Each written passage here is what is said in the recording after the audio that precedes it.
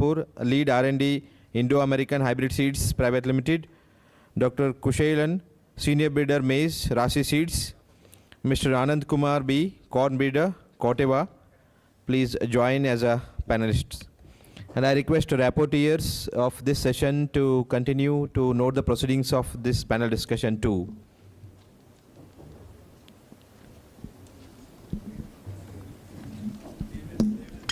Yes, sir. Yes, sir. The rapporteurs of this May session are asked to note the proceedings of this panel discussion also. Dr. Prema Juyu and Dr. Harshia Banu.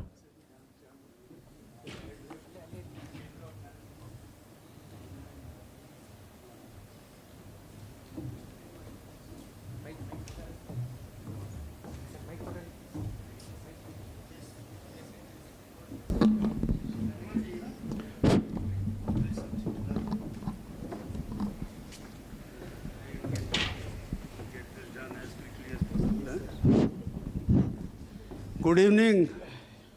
After such a great session, we'll try to do the maximum that we can and as quickly as possible. I welcome my panelists on my... I don't have a paper and the list of the panelists. Can you give me that? So how I'm planning to do this is that we learned a lot during the session. I made some points. So I will kind of throw them at you and your plus anything else you want to add to what happened in the last seven speakers we had. Yeah. Okay. Thank you. I just made some notes and I'll go through that. Number one, I want to mention, you see, we have seen so much progress, an overview that we got today. We have seen so much of progress in our maize crop, similarly for other crops. Now, I was just looking at the, am I audible? I was looking at the comparative data on yield and acreage of maize compared to China, which is equally populous and equally large area, and USA. USA comparison will always, I mean, they will always be higher. One, they have just one crop a year, and their precision agriculture, we cannot reach that there. So I won't talk about that, but the question is that China, since 1970, they were very close to where we were, but today their acreage is almost like 33 million metric tons. We are at 11. And their average yield is, now 8 in the average, and we are at about 3 point something. The main question that I have is that our lab to land still remains lab to land we haven't been able to reach to the last farmer so that they can increase their yield. Our research yields are 11 to 12 tons, and that is similar to what China has. So this would be an area where I would like you to respond. Number one, how do we make the extension reach to the farmers? Are there areas where the farmers should not grow maize? Then the policy should be, how do we give them something else? Because it's not remunerative to them. Number two, you have heard so many areas of work in the biotic and abiotic stress. I would like you to, in your own way, what do you want to add to that? Anything that you think was missed? Then, I didn't hear anybody speak about it today, but there is a lot of work now going on dwarf corn. Dwarfing corn, especially Bayer, I think they have a hybrid, they call it Precision. So what is happening is they have almost like just 4 feet tall maize with smaller corn, but high density. By high density, they are able to get, I think, in my opinion, I think they are quoting at least another 10-15% more yield, right? So this would be, is there scope for us to get into that? At the same time, we are increasing our yields, on research yields are there. What is happening on the nutritional quality of the maize? That would be my other question. The 9 million tons to 11 million tons acreage has happened because it is mostly now because of the biofuel, right? So on that front, what would be your opinions? And lastly, soil health is something that we have had some comments already. Dr. Krishna Kumar was talking about that. Many others said. Are we working on, should we work on better fertilizer use efficient genotypes, or should we also work on better fertilizers that have better assimilation rates but can still be called non-toxic? Because there is a lot of biological work going on. So if you will remember that, so I will start with Shashi. Yeah. Mr. Shashi Banakar, testing manager at Bayer. I think that you should be able, right? Yeah. Yes. Thanks. Reputed, please. Thank you, everyone. Good evening, all. Myself, Shashi Bankar. I am alumni of this US Dharwad, and I am representing from Bayer Crop Science Private Limited. Coming to the first question. Sorry, I forgot the question. Yields. Yield levels, if you see year on year, if you see, even we have a contact with the growers. The yield levels are decreasing year on year. This is one is climate change, and the genotypes which we are using. We have to develop more precise genotypes which are adaptable to the periodical. There is a drought occurrence, so which can adapt to that adaptability. That genotypes we have to develop, and we are doing on that. And third, it is almost related to the fourth question.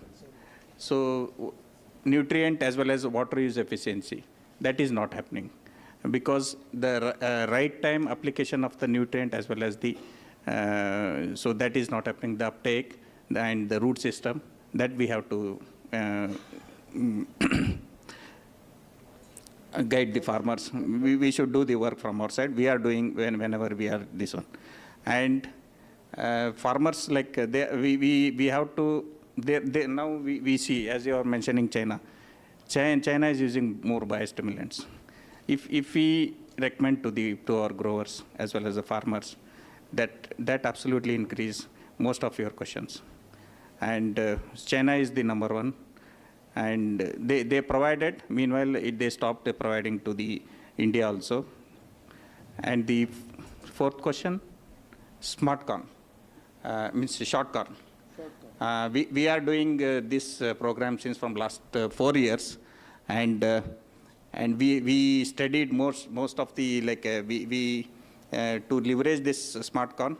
We are about to launch this in the dry area, and because in the south, what we are seeing is this geography adaptation to the short corn. We are seeing more of biotic stress.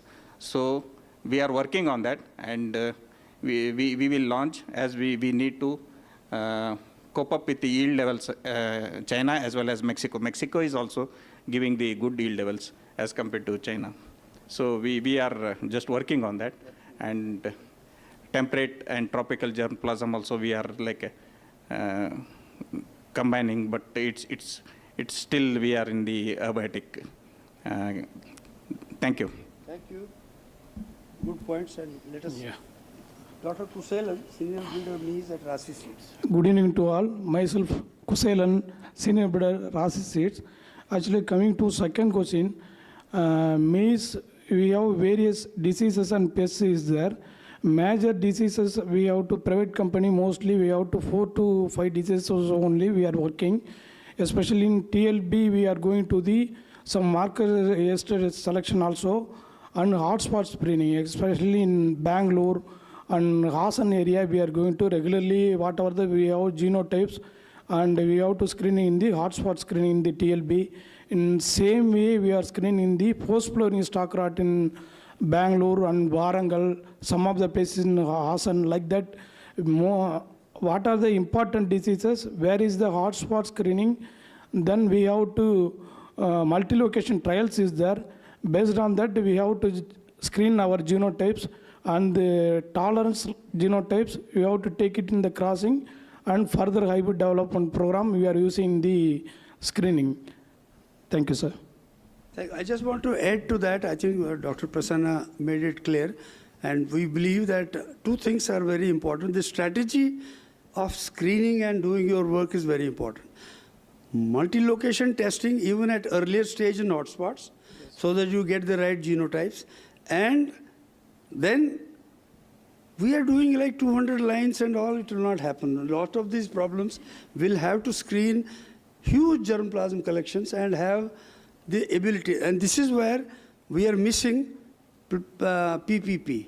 We need to work together to find new sources of germplasm from the huge collections that NBPGR maintains or CIMMYT maintains. All this has to come together to find the right germplasm for us. Then we start the breeding and then do the good. Thank you. Now, Yeah. Dr. Shambhuling Shahpur, lead R&D, Indo-American hybrid seeds. Yeah, good evening to all of you. I'm also alumni of US Dharwad. I'm happy to be now sharing this panel with all eminent scientists. To start with the first question, why there is a difference, yield gaps between the global maize program and also Indian maize program. The thing is, US and China, yield levels very high because of congenital climatic conditions. They are very long duration crops. The accumulation of GDD is very high. No. China, half of China is like us. Yeah, mostly. So mostly it is Wuhan like that. and down. That's all like. And they are almost advanced precision agriculture is there. Yeah, and that is. And they are mostly GM. And mostly they are single cross hybrids. When it comes to India, totally different dynamics. Kharif, Rabi, and spring season. The yield levels of, if you compare last decade to, if you see the yield advance what we made is almost 1 ton we added per hectare. Mostly because area expansion and cultivation of maize has grown in Rabi more compared to the Kharif. Yes. Kharif yield levels are remaining almost same level as used to be earlier. Yeah. The advance and yield gain has happened in Rabi cultivation aspect. And here now the challenges are more in Kharif season, erratic rainfall area and very marginal land, marginal farming, small holding. And major challenge, technology transfer is not reached to the marginal farmers. Yeah, the knowledge transfer is what I am trying to say. It's not happening at the level. Yes, you're right. Because whatever if you recommend a proper population, they will not be able to maintain because one is a labor shortage or maybe interference of rains during the cultivation activities. So simple, these technologies, small technology like proper maintenance of population, really bringing down the yield levels in Kharif season. Rabi season, mostly they do proper maintenance, other things, you'll be able to get it. And coming to the diseases, major diseases, as you told, the pest is a major, the fallworm is a major threat, and next is the touch-and-come blight. And the yield gain or area expansion has increased because it has gained a center stage of among all the crops now because of industrialization, ethanol requirement. Government has set a target. By 2030, we have to be reaching 70. We have to produce 72 million tons of maize to cater to the requirement of government set target. So now we have already reached E20, E30 target is there. To reach to that level, government is planning, or IIM is planning, all the maize fraternities planning for the hybrids which have high ethanol, high starch content, amenable for high starch content and also ethanol extraction or ethanol recovery. So I want to caution one thing because ethanol is more, our starch content will be more in soft starch or dent to semi-dent kind of genotypes. Yes, dent. And they are more prone for pests and diseases. Actually, they are more hygroscopic in nature. And if you try to cultivate them in Kharif season, which is rainy season, it may attract other diseases like already ear rot is there. Yeah, that's why dent is not that common in India. Yes, no? sir. We But use we the want other to one. channelize this. But dents have more yield. Yes, dents Yeah. they shed more yield. And integration of this temperate germplasm into tropical germplasm should be very cautious. Semi-dents. Yeah. Or what is it? Semi-dents is what we are working on. If you target only yield, temperate germplasm definitely going to yield higher compared to tropical germplasm. There should be optimum balance of tropical and temperate germplasm integration. Yes, yes. So that the sustainable balanced way of yield gain should happen. These are my submissions. Thank you. Thank you. Now we go over to Dr. Anand Kumar, corn breeder at Koteva, right? Yeah. Thank you very much, Your sir, for the perspectives. opportunity. So, I am Ananda Kumar, alumni of this university, and I work for Koteva AgriScience. So, for the first question, China versus India, and also you can say US versus India. So, most of the points were covered by my fellow colleagues. But one thing I wanted to add here, the proper utilization of germplasm is very important. So, use of like temp trop mix, or you can say subtropical germplasm will work in most of the countries. We can compare it to India. So India is majorly tropical. So most of the 70% of the maize which is under tropical and rain fed, and 30% you can say in post rainy or rabi season crop. Majorly you can say Bihar and parts of Andhra Pradesh, Telangana and Madhya Pradesh.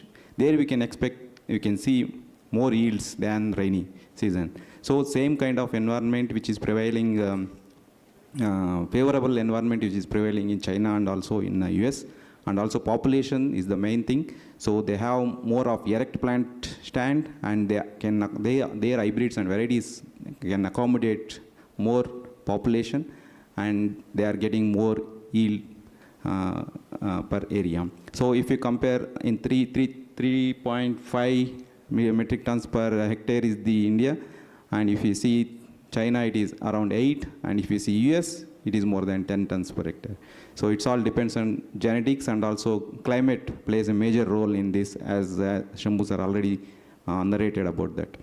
So coming to the major diseases and pests, so if you see loss by diseases are more than pests, I can say.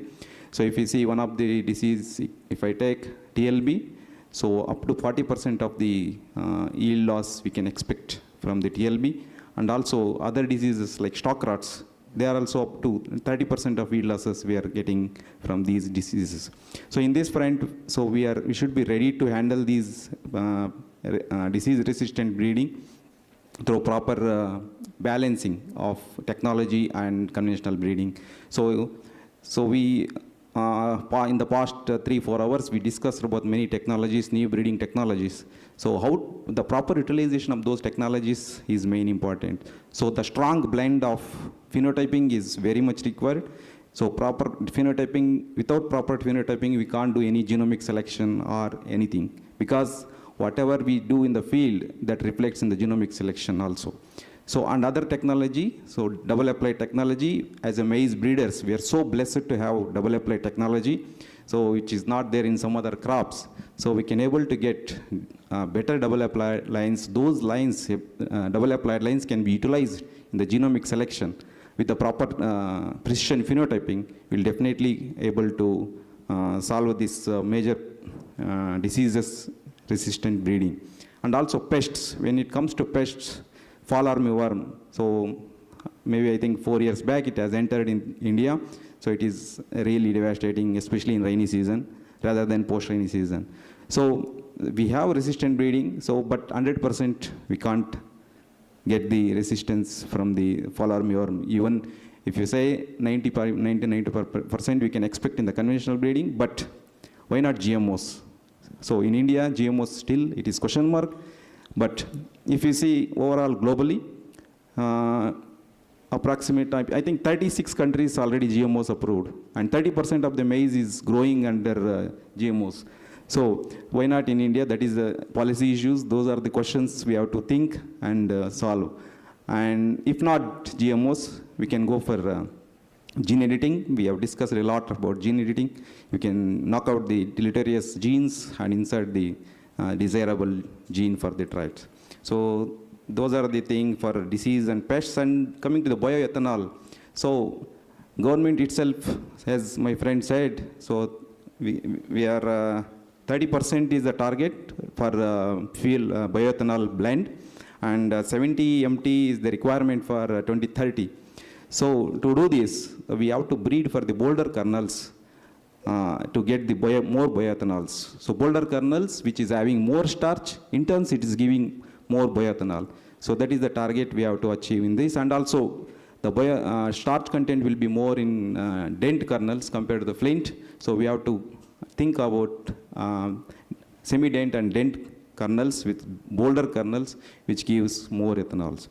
And coming to the short corn, so short corn still is under process. So I have some experience in short corn also, but so there are some deleterious effects also. So still it is underway. So as Tico sir mentioned, so shorter plants accommodate more plant population and yields better, and mostly it is a kind of temperate genetics, not the tropical. So still work is underway. So people, we have to, as a scientists or breeders, we have to think more on short corn and knock out the deleterious effects which are associated with the short corn. And coming to the one point we have not discussed, so mechanization, why not mechanization? Yes. So mechanization is the need of the hour because urbanization is increasing. People are moving from rural areas to the urban areas, and we are going to face huge challenge of labors. So mechanization is the most important thing. So we have to breed the hybrids or varieties which are amenable for the mechanization so that farmer can harvest directly from the field, from the combine, and sell it off to the farmer and retailers. So these are the submission from my side. Thank you. Thank you. Last point was a good addition because we didn't talk about that farm mechanization, this mechanical harvesting. Yeah. It is happening in the north in wheat and it's quite common. But I think one of the problems with mechanization is we still have 80% farmers who are 1.5 acre or less than a hectare. So how do we get the machinery that can help them harvest? And for me, this is something that I would like reporters to note. The FPO is a great idea. If the FPO really happens, then this mechanization will happen. And it will happen at cost-effective rate. So something at a policy level we have to do so that there is machinery that can take care of, at the FPO level. But iske liye, I think there is need for government also to address it along with the right stakeholders and come up with a policy on this. This is not only here. I have written an article recently on farm mechanization, this mechanical harvesting for 3 crops. One is cotton, one is tomato for processing, and chilies, red chilies in Guntur. 6-7 months we have to wait, or 8 months to finally harvest the red crops in Guntur.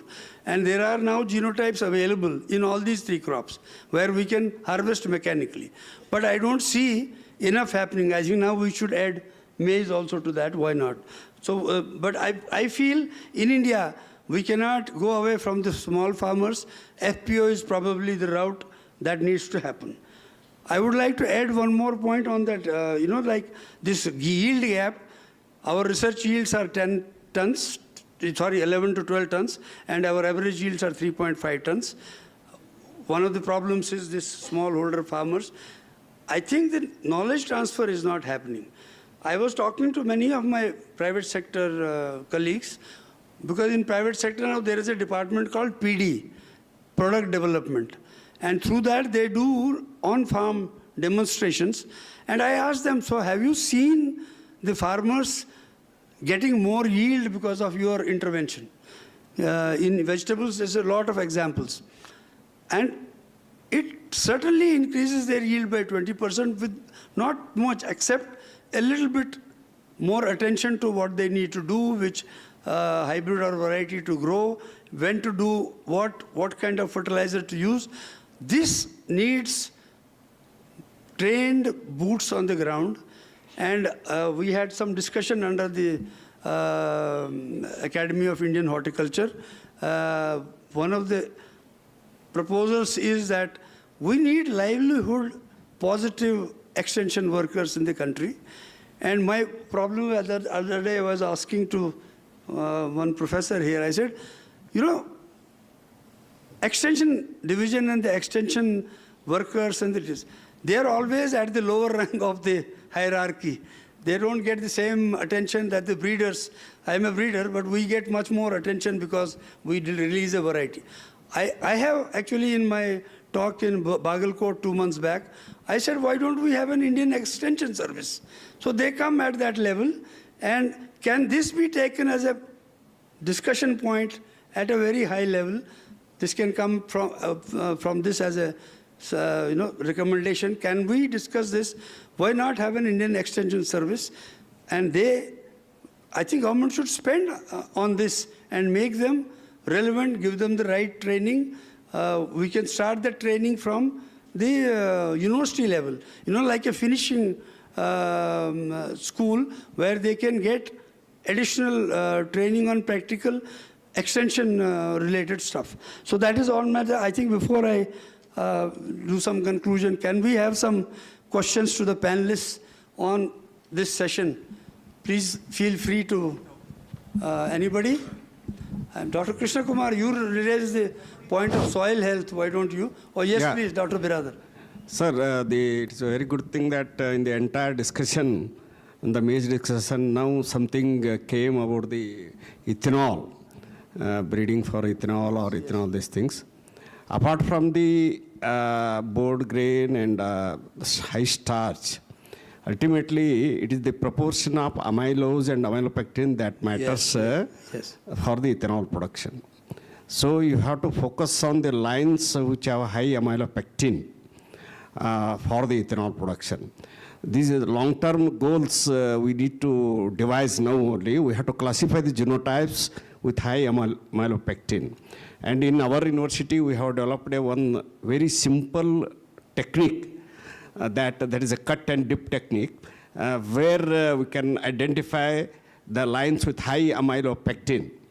You can just cut the grain and it will indicate, you can classify it is a high amylopectin and low amylopectin. Okay. So like that, your germplasm, please classify that as a high amylopectin and focus on those lines. So that definitely they will yielding more than 30% of ethanol. Those lines with the high amylopectin will be yielding nearly more than 30% of ethanol. And that pinpointed breeding objective, each company, those which wants to focus on this, need to be developed. Thank you. Thank you. I think that's a good suggestion. Anything you want to respond? To add to their point, sir, this estimation of amylopectin, the non-destructive approach could be a better option, like NMR, NIR, how we estimate the oil content in oil seeds. Yeah, that is very good, but we searched, but it is only a single seed, entire genotype, we take one seed and classify that, that's all. Right, sir. Only one seed, no problem. Entire genotype, this thing can be just one seed, you can cut and say what is the proportion of amylose and amylopectin. Thank you. Yeah, call it. Yeah. The current hybrids now yield around 65% starch, 68%. Yeah. And the approach, our target should be around more than 72 to 75% of starch content. We'll now recover more ethanol from such kind of lines or hybrids. Yeah, but as you Just said, not the starch, sir, amylopectin actually. has to Now, be high. whatever the maize lines we have, the amylose has somewhere around 30, 35. Now, Yeah. you have to identify the low amylose. See, in one of our study, the amylose as low as 5% lines we have defined. Right. So they are very good for the ethanol production. Yes. 5 to 10% amylose means very high amylopectin. Definitely, it will 100% whatever that you fed, starch will be converted into ethanol. Yeah, maybe 75 to 80% of the amylose should be amylopectin. Yeah, exactly. Should be. We should identify the lines with less than 15%, 20% amylose. Yeah. Yeah, that. Thank you. Sir. Panelist, Yes, sir. I'm Dr. Ashok Sajjan, Professor of Seed Technology. I need some information with respect to the particularly corn seed production, seed industry. The quality control or quality management is a very difficult task, particularly field, as well as seed testing laboratory. You have any AI-based tool for the seed quality control mechanism in the seed field, as well as the even the laboratory, even the transit, sir? AI based on for what? Seed production. During the seed production, any tools? Actually, you want to answer? Yeah, first. Private company, please. AI-based approach is not there, but we have a perfect set of approaches like organizer and farmer contract. That's farming. true. That is I very will- time-consuming. We I'll- include this drone Yeah, aspect wise, management of the crops. Okay. That way it is there. Huh. We can perfectly track the quality and quantity of the seed received. No, but That there are approach is now seed production. There is a company called Crop In. I don't know how many of you have heard. They have a AI-based system on. Like you are, they'll tell you once you tell them that what are the areas you have to plant. Okay. Satellite-based imagery of that plot. They will be able to then monitor on a day-to-day basis whether the guy has done the sowing or whether, what is the crop situation. If there is a disease, they will give you an indication. Okay. It's now a global company. One Dr. Krishna Kumar actually, his name is also Krishna Kumar. So he runs that company. That will give you AI-based monitoring system from sowing till harvest. And they will give you a prediction of how much yield you will get from those plots based on the plot's history and the digital, it's basically a phenotyping tool, but satellite-based. Okay. So there is one company, another company, Israel Chemical Limited. Okay. They are in India. Dr. Biradar is there. I don't know if you know him. He is in Pune. He made a presentation in our one workshop in Aurangabad the other day. They are saying that you give us a geotag and a photograph of your plot. They will give you, and the crop you want to grow, they will give you exact kind of requirement of the various macro and micro elements, and you can then grow a crop to better seed production. So that is my reply to As that. you said, with respect to the particularly maize, to identify the op types, to identify the setting tassel is a major task. So at such a situation... Today it is possible with the digital phenotyping. It is possible. Okay, similarly in case of seed testing also. So seed testing is very laborious in the laboratory. So is there any mechanism or is there any AI tools to get the information immediately, which can correlate to the physical laboratory germination and all? You mean Seed testing also. Seed Testing, health and vigor? to take the example like seed germination. Seed testing. Seed testing, I don't know if they are, but yeah, seed test, yeah. There are companies now, if you give them a seed with some impurities, they will increase the purity to nearly 90-95% based on the seed weight and the seed. They do some kind of a rolling on the belt, and digitally they will remove the debris and other things so that you get uniform sizes of seeds. These kind of companies are available.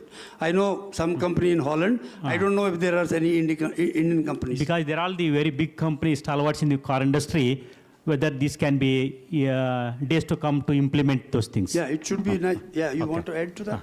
Sridhar, Yeah, please. even as doctor was saying, like satellite-based imagery. Even we also use drone, where it gives. We use some lenses, which is which gives soil health, based on before planting and during the season, and wherever the patch is there, it gives the data. Based on that, we can take some control measures, and we can have the good yield data. It gives up to the harvesting the UAV. So we use different lens. Red, IR, and IR will give the imaginary data. So that based Using on the that, we remote can sensing. go into the current results. Thank And, you. we also use as the for pollination also drone we are using, where we can minimize the human intervention as well as labor is the measure. Which crop you are using? Thank you. Sorry? You're using a drone for corn. Which crop you are using? Corn only. Corn only. corn. Corn does not require, it seems, pollination because each Niger country around 20 lakh population of the pollen grains. During environmental challenges. Okay. So we may, because we don't want to lose, because now this is the biggest challenge, as many of them speaking based on the ethanol.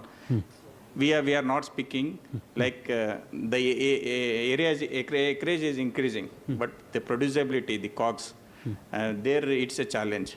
The market demand versus the supply is very, very big challenge. We faced in the 2025, we don't know how much we will face in the 2026, because most of the a major acreage of other crops is pulses as well as oil seed is coming to the corn. So we need to increase COGS, as Dr. Prasanna was saying. Yeah. Now that is the biggest challenge. Thank you. Thank you. I think the answer is that systems are available. We need to implement and modify the I'm to suit sure our they will have requirements. many Thank you. other solutions to them, but we need to contact them. Because labor is a very costly input. Aparna, we will have the addresses. I think we'll send you the Please, sir, please. to the organizing committee and We'll get it. reach you. Oh, Thank so you, that will work. Dr. Thank you. Krishna Kumar. Excuse me, sir. I just have an information. Yes. I just have an information. Two BSc Agri students from Kaveri Agriculture University, they have developed certain AI-based systems which are going to be used to test the seeds with respect to the germination and so on and so forth. Okay. They are recently being called by the ISTA, which is going to meet in Canada. Full-fledged. There are 4 people who are going from Kaveri Agriculture University to that. Very nice. Just information. Thank you. Thank you. Yes, sir. I'll be very quick and to the point. We had a meeting on seed production or on rice today morning. Now we are talking on maize. Yesterday we had on legumes. The package of practices for seed production, package of practices for crop production, we are assuming it to be almost identical. I would request, even if necessary, ATPBR or somebody can really look into, but we need to come out with certain specific, very intensive seed yield and seed quality being the prime factors. What should we do? Because it's an extended period and something that needs to be done. Suggestion that all of you can think about. That will also apply to others. Second one is, it is in the interest of the maize industry to see maize is grown either in Kharif or in Rabi, but we are also seeing continuous cropping of maize in certain places. What is impact on soil? Yeah. If as a consortium, or if you can give it to somebody, one way or the other, even if you can suggest a cropping system whereby soil health will not get deteriorated, it will help the longevity of the crops and the varieties and other things that you are, and it will also help you to counter certain questions which may come into the future. My third point is the utilization of maize is in various facets. It is going to starch. Utilization of? Maize, per se, corn. Yeah. It is going as a starch. And starch itself is there is so much of diversity in starch. Yes. There are specialized starches. Some of them are going for medical purposes and many others. Yeah. Some of them are going for edible purposes. Some of them are going for poultry purposes and various others. Maybe a time has come to identify these traits, like he was telling amylose. It's also what you said is very critical in potato. When we go for potatoes for chips, we are very particular about these particular traits that's coming. Yes. Likewise, you can look into what are the traits in the genotype that I'll be looking.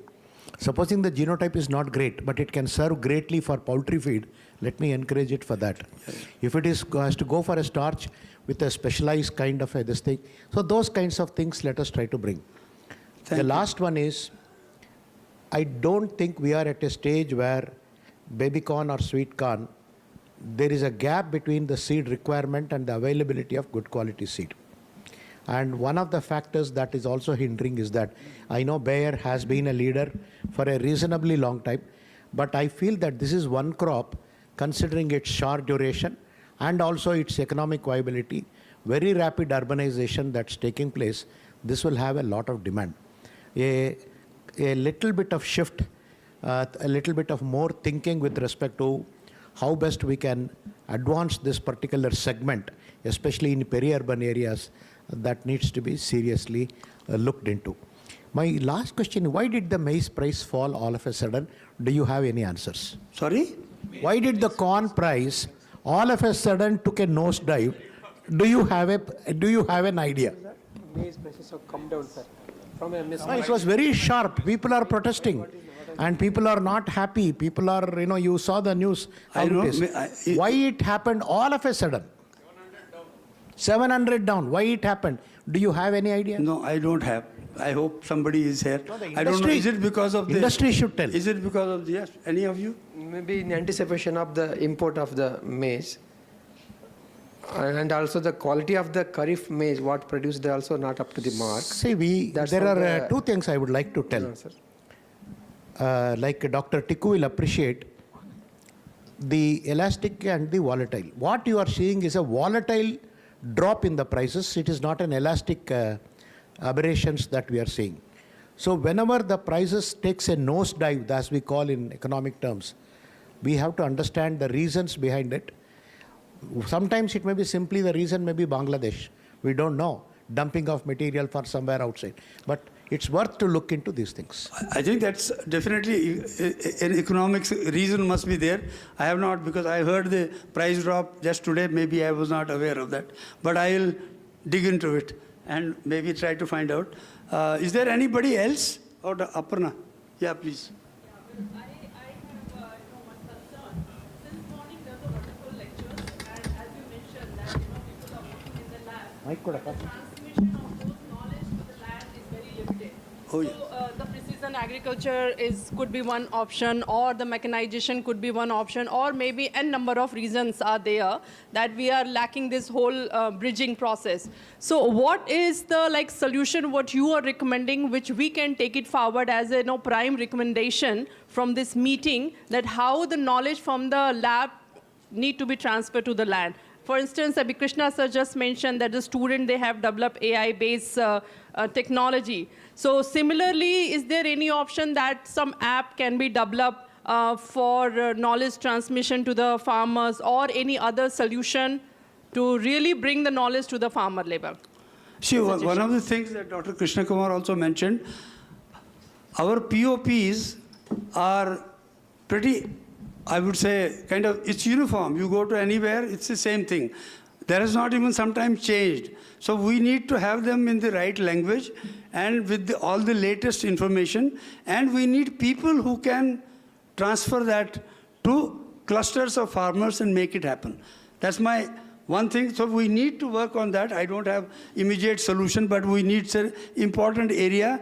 My main concern is that we don't have people on the ground who can reach them. See, for me, it's like we humans, we have a problem, we go to the nearby clinic, we have a general practitioner. We have a still more problem, we go to a MD guy. And if we have some more problem, we go to super specialty guy. Same thing happens in the farmers have a problem, where do they go? So maybe there are now companies who are digitally telling people that this disease is there, but whether that is wholesome, available or not, we will have to develop that system. I agree. Anything else you want to add? Sure? Yeah, please. Yeah, in Bayer we have developed one app that is called FarmRise, and I think almost 10% of the farmers they are using. We have many options. One is environmental, it gives market, how is the market scenario, how is the price, and other thing disease. They can connect and they can post the pictures and they will get immediate reply for that. So this is one of the and even we have a package of practice for particular, it may be a crop wise.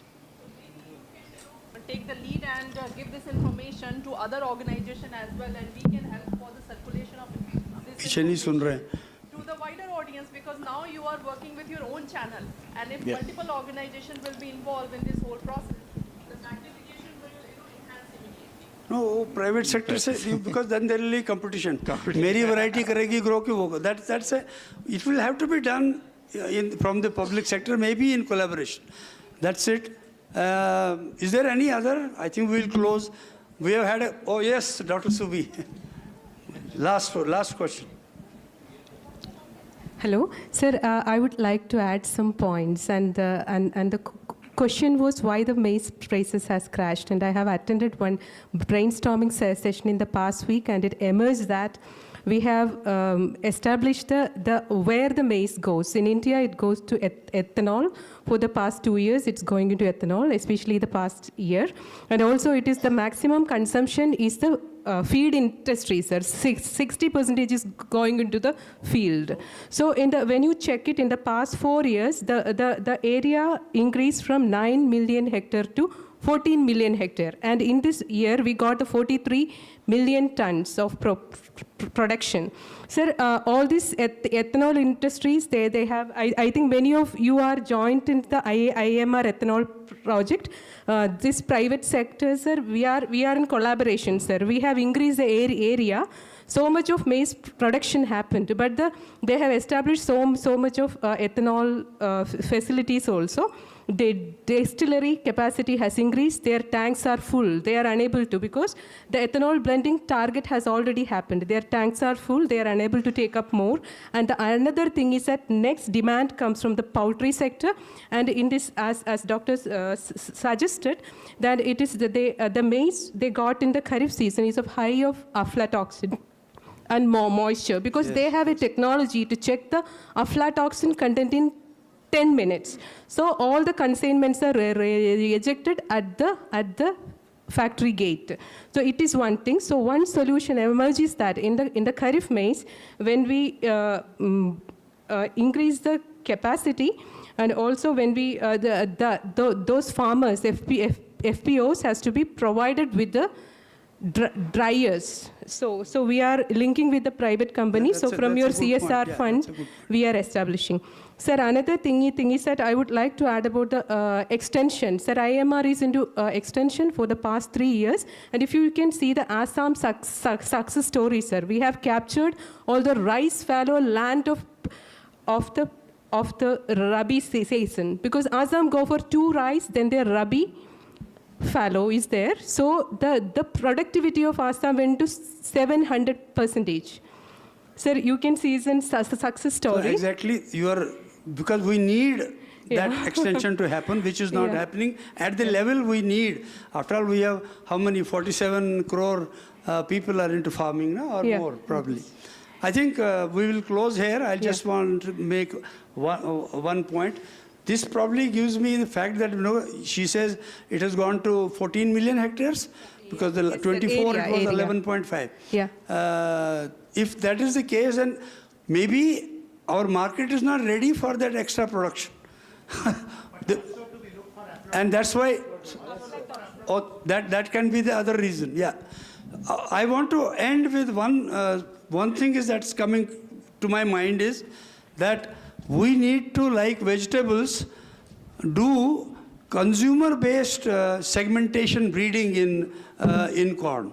Like this starch separately, biofuel separately, and the orange, this for poultry separately. So that segmentation will have to be developed, because in vegetables we have already reached that level that we now create segments for different consumer segments. So I think otherwise I don't want to spend another, we are already 7:30.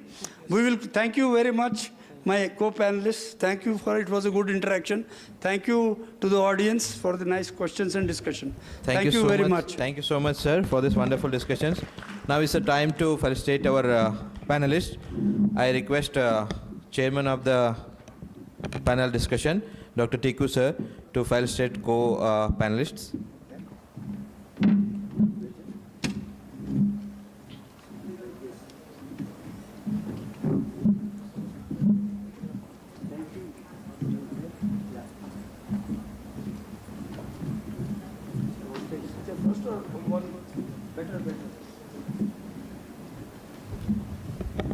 I request Dr. P.L. Patil, sir, Honorable Vice Chancellor, sir, to felicitate Chairman of the panel discussion, Dr. Tiku, sir.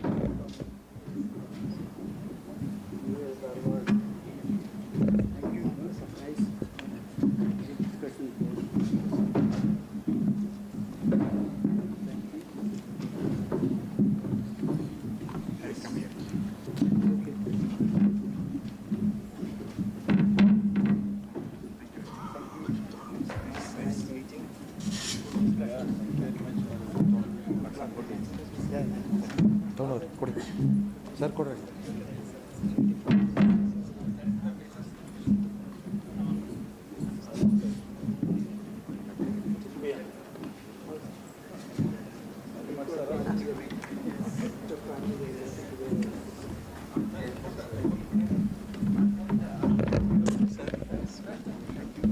you very much.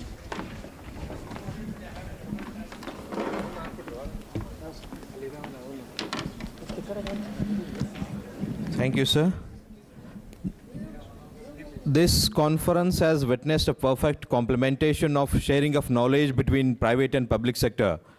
To take this forward, we have a special event of interaction of students with the private personnel. So I request a representative from Advanta Seeds, Bayer Crop Sciences, Corteva Agri Sciences, Bioseeds, Rallis India Limited, Mahiko Seeds, Indo-American Hybrid Seeds, Kaveri Seeds, Nath Biogenes, Rasi Seeds, Nuzi Video Seeds, and also I request... So as he announces, please come and occupy your chair on the dais. Industry representatives, please. And also if Dr. Sangam sir is there, I request him also to join. And this session will be chaired by our Honorable Vice Chancellor, sir. And yeah, Nirmal Seeds, Krishidhan. Yeah, please come. Crystal Crop, Indo-American, I have told. Yeah, nice. Kaveri, Nath Biogenes, Rasi Seeds.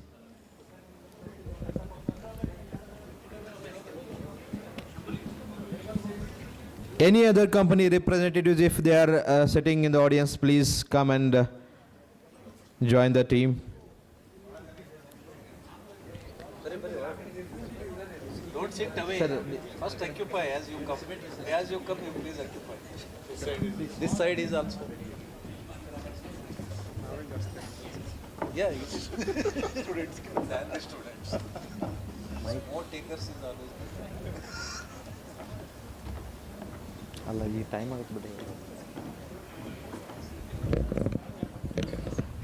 So in this session, just we want to make sure that what is expected from the companies and what type of research we are doing, and then where we can bring a perfect complementation to take the Indian agriculture towards Viksit Bharat. Now I hand over this session to Dr. S.A. Desai sir to take it forward.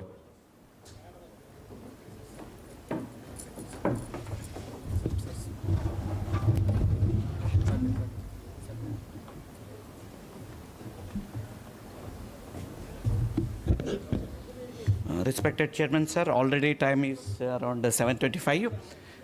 It's a great opportunity for our students because they have requested, because we are one side, we are working on research, and every time, whenever we are asking for our fellow colleagues from the private industry, so we need still more training. Many times it happens. We need 3 months' time, 4 months' time. Now the question is, so we are working for all the 3 years, we are doing good work, we are publishing the good thing, but when we are coming to the private industry, what is their need? So I thank for our Vice Chancellor. He has already made available as a co-chairman. I would like to announce openly, co-chairman from the private industry in the PhD group. Small requirement, he must have released some technology, is enough. So with this, the students have asked, especially MSc and PhD, totally from our whole PG group, would like to interact with you, with a few. And I would like to request our PhDs. They worked on certain aspects, maybe 7 or 8 PhDs, they worked on certain aspects. With the permission of the chair, they would like to present their work in 2-3 minutes or 5 minutes. And after that, after the completion, you have to interact with this one. After that one, some MSc questions are in general. With this, I would like to hand over the chair to the President of the function. Honorable Vice Chancellor, sir, please. Thank you, Dr. Desai. First, let me beg your pardon for conducting this unstructured, almost unannounced quiz. I think every one of you must have undergone at your undergraduate level. The present generation has not no opportunity for them to undergo a nano-squeeze. We have all undergone. So like that, this is a nano-squeeze to all our industry partners. So this is just to give capacity building to our young generation, young researchers, what they expect from the industry, what they have done so far as their postgraduate research, either in the MSc or PhD, how it can find place in the industry. Maybe to go further, are they on right path?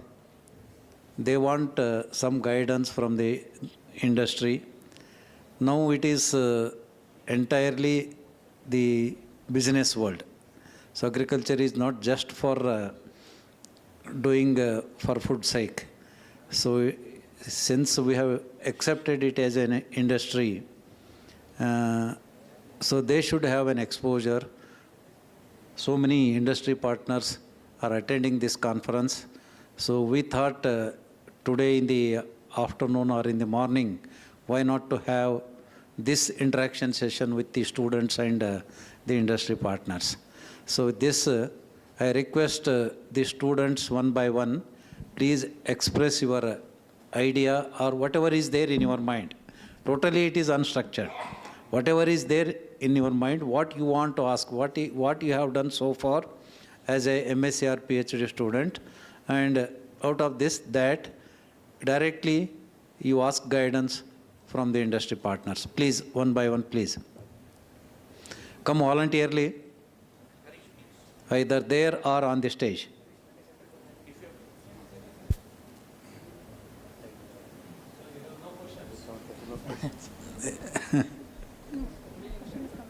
Better you come here.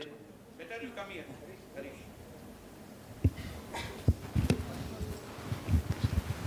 The program is being telecasted through YouTube. You live, sir? Yeah. It's live, sir. Yeah, program is live. Yes, please. Sir, good evening, dignitaries and the dais. So, myself, Harish, sir. Yes,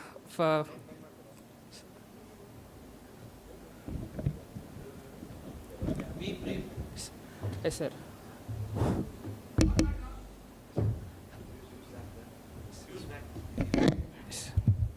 Yes, sir. Okay.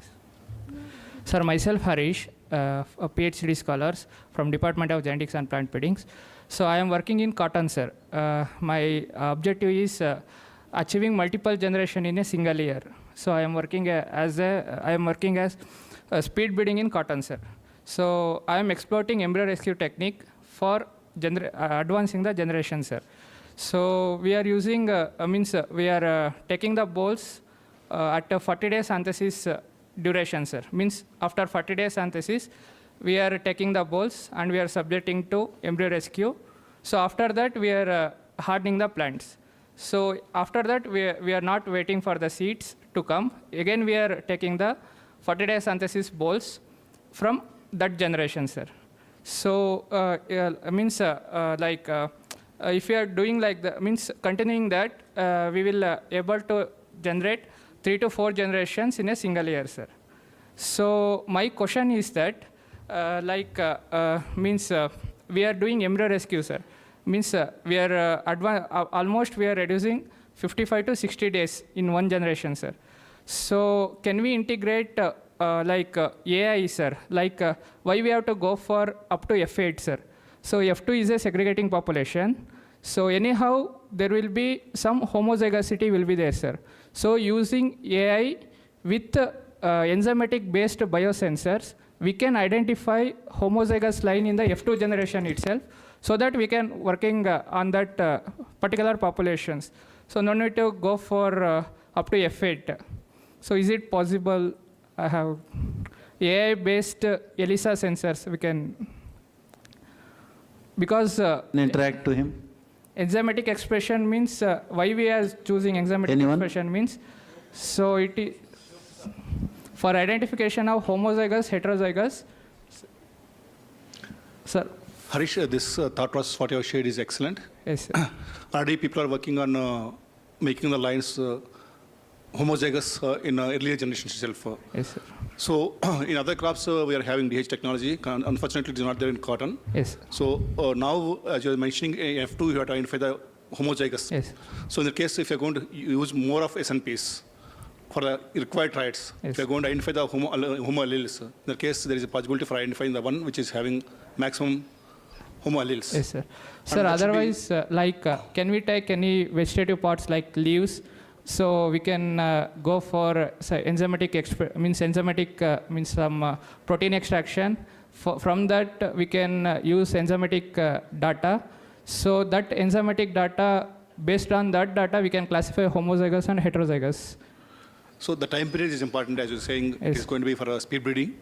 Yes, sir. If you're going to go with the approach what you're saying, if it is going to take comparatively more time, in that case, it is going to be not useful for us. Yes. If you go for SNPs, it is going to be taking lesser time comparatively, Yes, sir. and you'll be getting more number of data points. With that one, you are going to identify the homo alleles. So along with embryo rescue and this AI, if we used AI also, still we can, I think 5 to 6 generations in a year we can achieve, sir.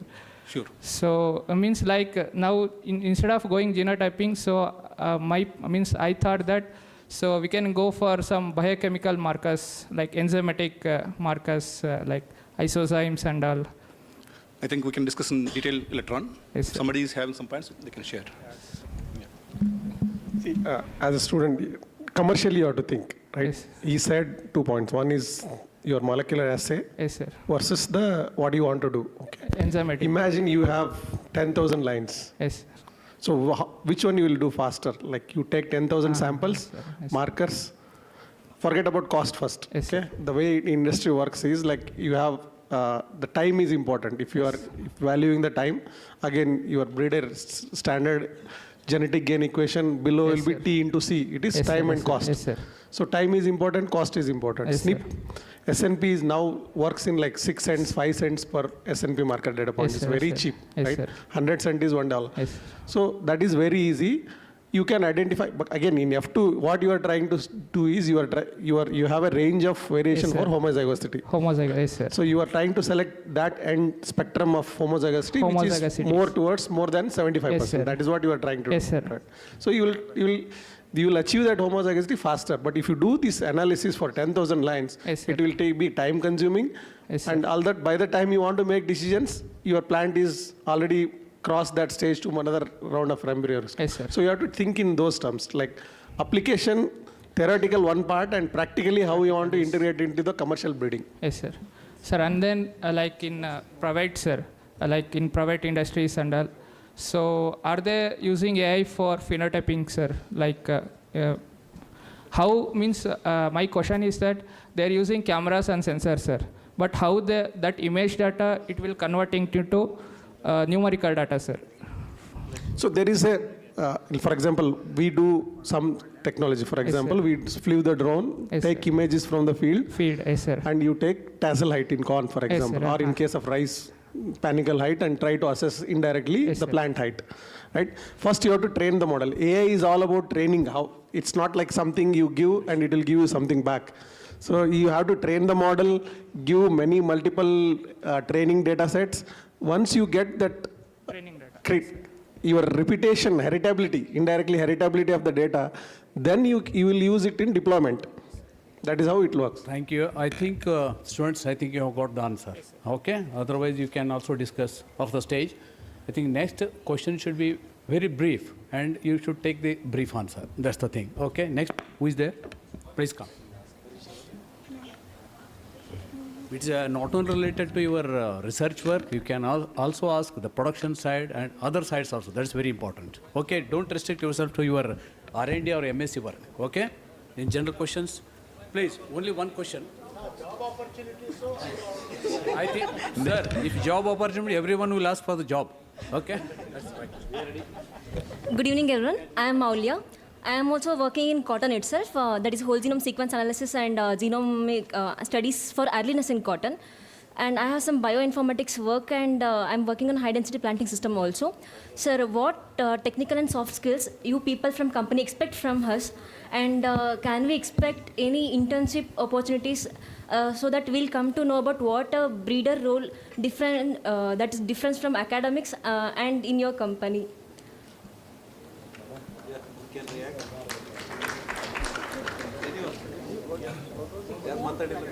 I think yesterday when I was speaking to Bayer, any Bayer representative here, I think Dr. Viresh Gowda, who is from the university only, he has already talked to the university people, and I think there are chances you can go and visit there, especially even Corteva.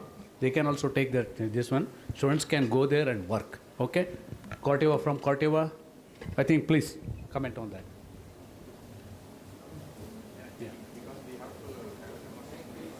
Onward. Mike, to your closer. It's not only from the R&D side, even production and testing. That's what he is going to tell. Yeah. Yeah, we just, it's a progress is going on. I think we will come back because some internal structure in the Bayer organization globally. So that is happening. Because of that, everyone is a little bit occupied there. So I think it may take some few more months, and we will come back, and definitely we will connect with the university, and we will have like a whole day, somehow, like we will select few of the internship candidates. Not only breeding, definitely it can be we will have some different department also. Okay, thank you. Next. Thank you. Next one, please. Yeah. Fast, next, please. Next 4 more questions. I think that's enough. Good evening, everyone. I am Trilok. I am from MSc second year. First of all, thank you all, sir, for sparing your time and interacting with us. And my question is, like, we will study 2 years for MSc and 3 to 4 years and more than 4 years for PhD. But then also, if we enter an interview into a private industry, we will feel like we don't know anything and our mind is blank. Because, like, we will study everything that is related to genetics and breeding. But sometimes we don't know, like, what to study when we... Okay. What his question is, I think employability. That's what he is telling. Whatever is grooming here, I think that's not sufficient when we go to the private industry. That's the thing. So, for the employability, what best thing can be done? I think, anybody from this one? Shambhu, can you? Or Girish? Yes. One point, please. What best can be done? For employability, actually, you should really focus on what is happening about your project or what work you are doing, how you can commercially, pack the farmer. That is very important. As a private companies, we always expect, whatever the product we try to develop or put into the market should be revenue generation. That kind of. So you have to globally see it, what kind of work is going on your project, actually what you are doing, and internally and in India also how it is going to impact the farmer, and how is commercially viable kind of a thing should be focus. So bring to the table for discussion about this. Thank you very much. Corteva, I think just from the Corteva. I'll just try to connect 2 things like internship. Your TNU model, I think, just yeah. the best So thing. I mean, what like TNUs are like. For example, myself, I did my external PhD while working there. So we developed some contacts. Then they they are inviting some of us as a professor of practice. So we just go there once in a year, a couple of years, sometime online, have an interaction with students. Sometimes they give some topic or you on your own topic. That gives that that we know people. Sometimes if there is any requirement or something like that, they will give us. For example, yesterday I did my PhD with some, she was asking for an industrial partner for female fellowship. I'm just exploring that possibility. Like that, some connects. Thank you, Dr. Somagowda. I think the very important thing here is we need to have institute and industry interaction. That's the main thing. I think that has to happen at the... yes, sir? Yeah. Actually, when we visited Bayers, they said that there are some PG students have come to the, their facility. Part of their work has been done there. And after that, they have been absorbed in the company. That's what Viresh Gowda told. Yes. Like that, I think you may have to help us with the MOU with the UAS, Dharwad, and take some students for further training or maybe further their studies. Yeah. And then if it is possible, they can be absorbed if they are useful to you. That way you should go. And all the companies, you should try to have this thing, especially internship, what you said. That was done, especially Sir, Bayer, 4 or 5 students of GK, VK have been absorbed there. In that way, you have to go. Giri, Ramchandra. Yeah, I think it's well said, sir. Actually, if you look at any company for internship, nobody says no. Actually, only you should approach, go and approach, So everybody is accept. I think TNU is the best example. They are coming to even our company, Bioseed, they are coming, whatever they are going, everywhere they are going. I think the professors, that's a requirement actually, basically for PhD and also MSc, it's a requirement. They should at least spend 15 days in the industry. So that way, if we can make it, I think nobody refuses. So first thing, I just want to add what he was asking on employability. Just I think when you are a student and when you are doing a BSc or MSc, so first job is to learn technical things. Technically, what you can learn, you learn first. That is more important. So afterwards, you start implementing the things what you can do in the research. So that is next one. So second one, you keep open mind for the new things, new technologies. So even if you cannot do practically, at least learn, at least read, learn. So that is the first thing. The attitude of the new things is important. Thank you, Ram. Thank you, Ram. I think Girish, one point. I would like to add some more points to whatever Dr. Ramachandra has said. As he rightly said, for internship, no company will say no. Yeah. But some other points are coming in my mind. Okay, the important point is no company says no. I think the interaction has to happen between institute and there is one DR and DA. Especially, yes, one point. Only one point. Yes, please. Actually, what is coming in my mind is whenever university is assigning a topic, research topic, it is better to have a collaboration with the industry consortium and academia, so that whatever is required for the industry, that topic, if it is given that's good to the students, it is very beneficial for the industry, and absorbing also it will be easy. That's and good. Second point I want to convey is, like any IT companies, how they are conducting the interviews, campus interviews, internship, or even internship as well as a job purpose. Like I'm requesting to my all industrial colleagues also, we have a consortium, or even if it is not consortium also, you can go to any campus and have a campus interview, and like that also can start. I think in Rave you can include some industry visits also. I think that's best. Yeah. Okay. That's there. It is there. Then Now it is there for the PG and PhD. Yes. Anything from Indo-American Advanta? Yeah. Yeah.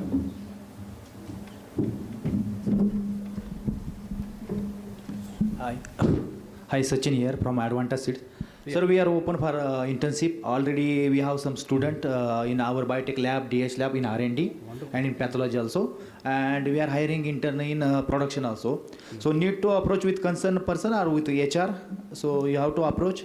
And if any vacancy, as they said, no company say no. Yeah. So we are open for internship. Thank you. I think take home is they are ready. I think you should be ready. Actually, the major advisor or the head of the department has to, assign the work to the student little bit from the different companies, and then you approach it. That's what GKUK has done.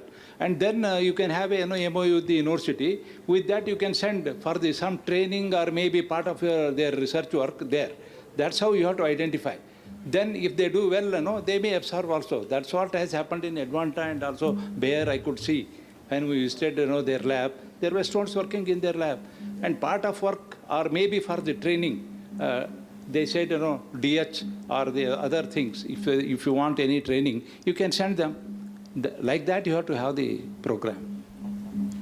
Sir, good evening to all. Myself, Arman. I am first year MSc student from genetics department. My question is that in some private companies, they don't work on some self-pollinated crops as the government sector is doing. Is there any scope or what the private companies are expecting from us to skills and qualifications related to that question? I think the point here is, that private companies, they work on the commercial angle. That's a very important thing. If you have the varieties with the commercial angle, definitely they are going to work. I think the PGNP is the next thing. I think you want to suggest something on this? Sure. Yes, please. Yes. Nirmal Seeds is here. I am from Nirmal Seeds. Pioneers in, I think, improving varieties and pulses. Yes, please comment. Dr. Kulkarni. We are working on pulses as well as wheat, OP paddy. So it is not the that private sector are not working on OP crops. Actually, there is a wide scope to develop the OP varieties also. Sir, so we are open for that. There is a notion in the students If I work on self-pollinated crops, I have got meager or less chances in the private industry. No, it's no, a very it's- clear cut. They don't want to work. No, That is it's what, not right. it No, should it's be- not right actually. It is the concept or something that is more important. That has to come from the right persons. No, it's not that like that.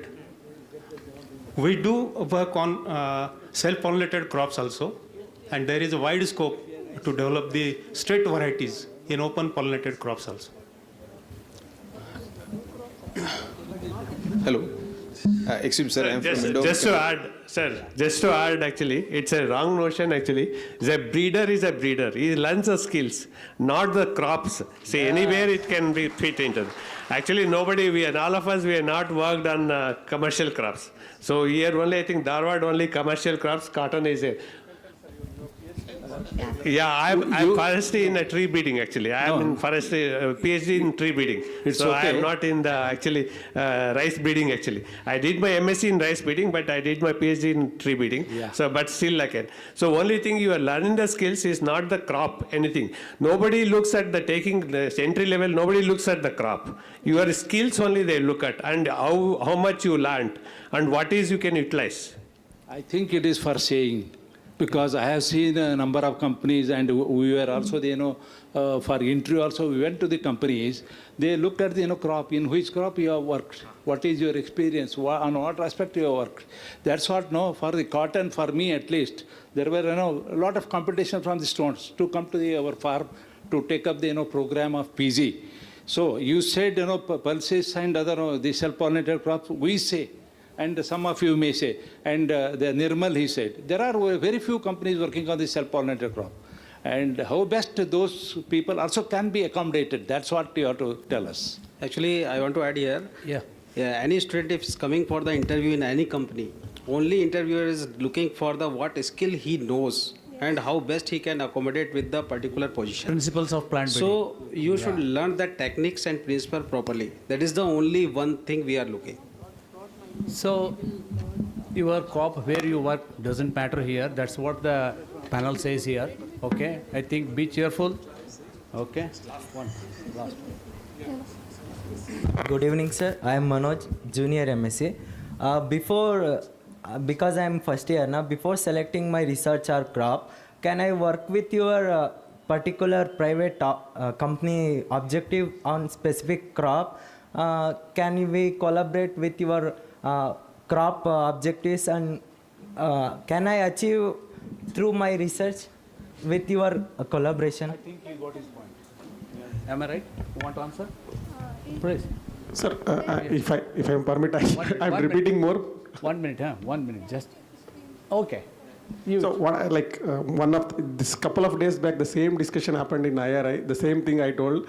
So if possible, through MSc, through university, if private industry can be part of like some co-advisor or something, we can be part of the problem. And internship, I am telling you from an MNC perspective, most highest chance is when you are working it together, part of the problem can be used in our lab or work there. Then I know that person like before they come for interview. So most of our absorptions initially happened like that only. Like internship, people came for there someday, or then they go to contract working through contract, then they are absorbed full times. Currently, we have all the youngsters which are there. Most of them come from US Dharwad, most of these people. So they are employed like that only, initially contract or through internship, then they are hired full time. Okay, there is chance. Actually, the same thing I obey with him. No. First, he has to come through the university to the company. We can be the co-advisor or some in the members also. We can fix the objectives. So some modifications need to be made, sir, at the university level. Okay? If they are, yes, sir.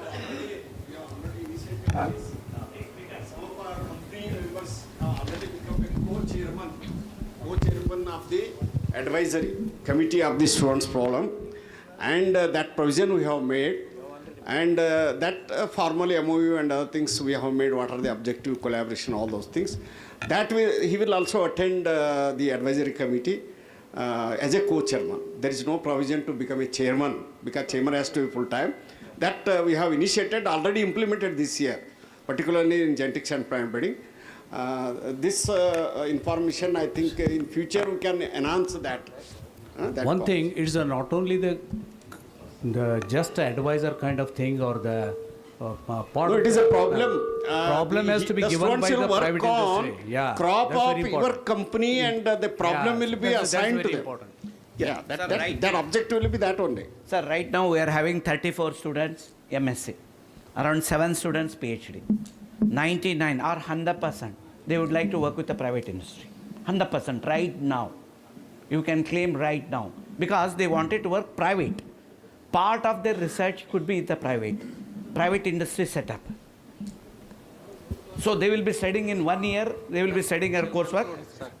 I think we will conclude. I think 1 minute. Sir, one thing. Yeah. One important thing what we need to follow for the MBA, how the people they do in the MBA. During the final year, what they do, they advertise all the students' information, what they have done and everything. There only the employability starts. I think that methodology should be started here. Yeah. They have to, first year only, when the research topic is announced, that has to be there in the website from the department. Then people will be there from this one, they have to send it to across the private institutions.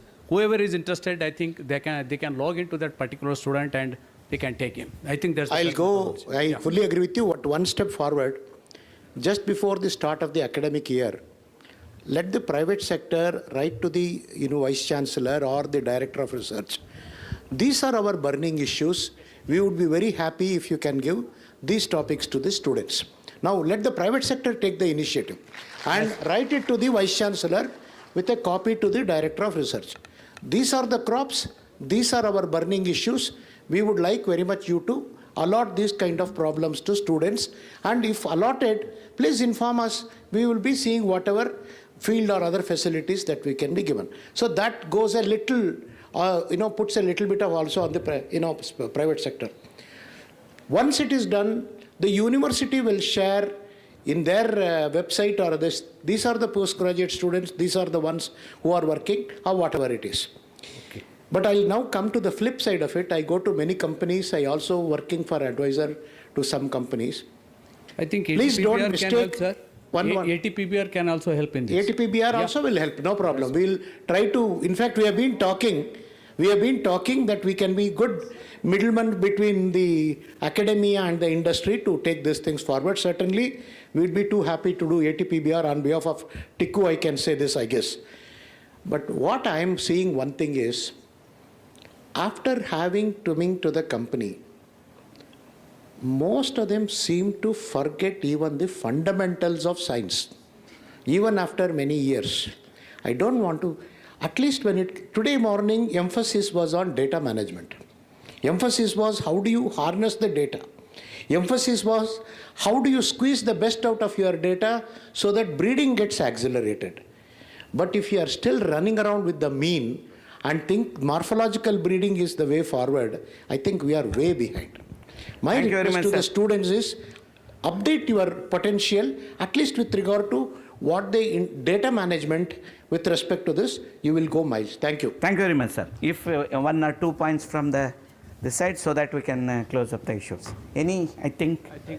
Sir, please.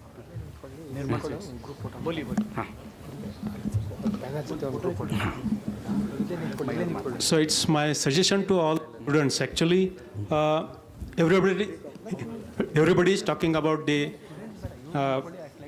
advances in the molecular breeding tools with respect to disease resistance and tolerance. But in private sector, there are other opportunities also in the sector of seed production, then plant pathology, entomology, bio inputs. So a private sector is open for all these sections for the opportunities for your better career. Yeah, I think opportunity is there not only for genetics and plant breeding, it is also there for agronomy, seed technology, entomology, all pathology. Okay, that's good. I think private sector is open. Yeah. 1 point, sir. Yeah. So I am from Indo-American Hybrid Seeds. I am from the University of Agriculture Science, Bangalore. So in fact, US Bangalore, it has been already initiated this program. That's good. So they conducted industry university meet. It's not with the students, in fact. Okay. Because students, they will work under the guidance of what the professor says, in fact. What is the limitation they have, what are the structures, what are the facility they have, in fact. So therefore, Dr. Suresh, he was the VC, what he suggested means, we are open to share the material, even profit sharing, patenting, or whatever intellectual properties. Either private is investing, let them they share the investments. So that kind of agreement has been done. So a lot of programs have already initiated. See, if I have biotechnology, if Indo-American is doing something like that, I'm going to tell to the particular department of the University of Science. So they will say, yes, we have also facility. You can share our facility and you can work it.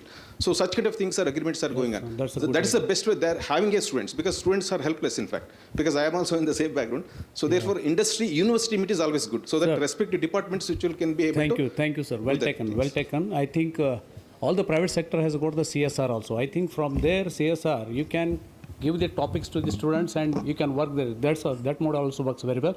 Thank you very much. I think now we have the comments from our Honorable Vice Chancellor on this. It is his brainchild, chairman of the present session. Yeah, thanks to everyone. So our 5 students have expressed their views, especially about the, you told specific, but to generalize, she wanted to have the research facilities for your PG program, one aspect, and you want to have internship at the end of your degree program or during the degree program, so that your research will be continued uninterruptedly, and after the completion of the degree, employability. Then of course, these are the, I think, main issues that you have raised, and also some of the other aspects about, of course, self-pollinated crops and the taking you on board crop-specific and all these things. All the industrial partners have replied to you. You listened their reply. So in my view, through ATPBR, let us have MOU with almost all the industries. I request ATPBR to facilitate the MOU with US, Dharwad and the other industries. Maybe seed industry or input industry, chemical industry, whatever may be. So it will be benefiting to all our the students as well as the graduates. As indicated by our Director of Research, we have already built-in mechanism to make the industry personnel as co-chairman or co-advisor in the Students' Advisory Committee, either MSc or PhD. The only prerequisite is they should be recognized as a PG teacher of US Dharwad. I think they are not ordinary people. They are also highly qualified, MSc, PhD in their subject, and continuously they are working on the field, maybe laboratory as well as field. And slightly we have relaxed the requirement for PG recognition for the industry personnel or scientists. Once we have MOU, then the industry can propose their faculty for recognizing as PG teachers in the US Dharwad. So then that path is very clear. So we can take them as a co-chairman or co-advisor in the PG research. Then operationalization of that. So what the friend from Indo-American Hybrids indicated, university and industry collaboration meeting or the discussion should take place. For crop specific, we have invited in maybe in the cotton or in the maize. That is for business purpose only, not for academics. Now, I think it is very high time we start inviting. Once the PG students are admitted, okay, we initiate this, or immediately we can initiate this for the present, the students who are just admitted few months back, 1 or 2 months back. We can initiate institution and industry interaction meet so that we can have a dialogue, and as indicated, they can indicate the researchable issue, especially orienting the commercialization from the business point of view, or commercialization of your outputs. What are the researchable issues? So because their orientation is only to capture the market. Okay, so with that perspective, what are the researchable issues in different crops, in the different seed industry or the input industry? So they can indicate, and our students can choose the different topics based on what they propose, so that it will be win-win situation for students, institution, as well as industry. And they have indicated without taking the consent of their superiors, there is no dearth for placements or internship. They are open for taking you as interns. Okay, give them big round of applause without consulting their bosses. Standing ovation, please. Standing ovation. They have committed. Give big applause for our training industry. They have committed. So there is no limitation. They are open.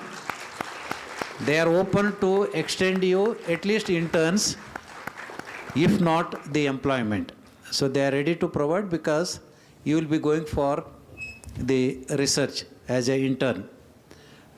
So, and with respect to employability, so there is a difference of opinion, of course, as Dr. Kadir sir indicated, and they look for the skill in breeding, or whatever the purpose for which they appoint you, they test you for skill.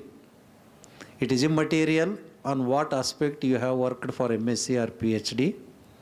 So if they are comfortable that you are good in the skill with respect to a particular purpose for which they are appointing, so they don't look into on what crop you have worked. But when there is a opportunity, when there are many persons on the market, okay, so when there are many PhDs, why they will choose MScs? Like that, when there are many persons working on the available on the crop on which they are interested, they may choose. Okay, always, so that preference will be there. But their main emphasis is they look for your talent, they look for your skill. Okay, that they have clearly indicated, and we request them not to, because there are limitations with respect to our faculty, and all cannot be allotted to cotton, all cannot be allotted to sugarcane, all cannot be allotted to maize. Okay, all the different teachers are working on different crops and different aspects in the different disciplines. So as per the availability of our faculty, the students will be allotted even if they are not interested. So it goes with the discretionary of the head of the department, and they will work for that and they will complete. So kindly look for their skill, not on the crop or aspect they have worked for their MSc or PhD. And so I think, so these are the main aspect the discussions went on. And so I think whatever the discussion has taken place, it is fruitful. We look forward for US Dharwad and industry interaction meet soon. So these few words, I thank all the industry partners as well as students and all the learned scientists for participating in this interaction meeting and taken interest. And also, I respect your views also. So thank you very much for this wonderful opportunity to have this interaction meeting. Thank you. 1 minute, sir. Thank you very much for your unannounced quizzes, sir. It was a sudden, but nevertheless, it was excellent. And thank you very much for your brainchild to arrange this one suddenly, making the unannounced quiz to the all private industry group. I am very happy to see this one. I thank on behalf of the National Conference as well on behalf of the Maize Foundation. And soon we will write a request letter. What are the researchable issues which you can offer to this one? Yes, sir. Through ATPBR. Through ATPBR, we are sending the letter to individual. Please, I request your kindness, please respond, whatever the things, what best you can facilitate, maybe month or maybe 2 months. Not an issue, not an issue. So we'll be more happy. And thank you very much. And with the chairman allowed this one, it was a longest session, rather 1 hour we have taken. Thank you very much, sir. One announcement, please. So quickly, I request all the students to please come on the dais to join for a group photo. Very quickly. Please.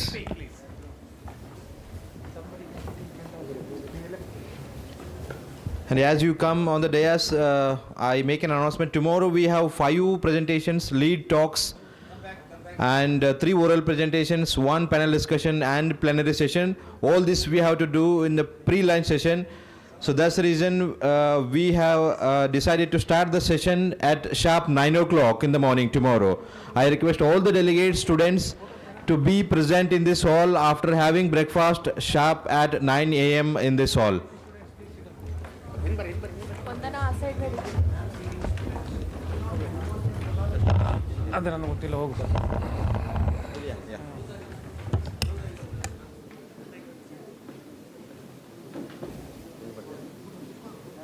Only at all land building ಇದು ಬಂದ್ ಮಾಡ್ರಿ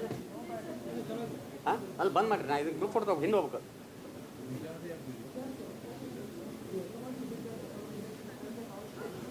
ತೆಗಿಲಿ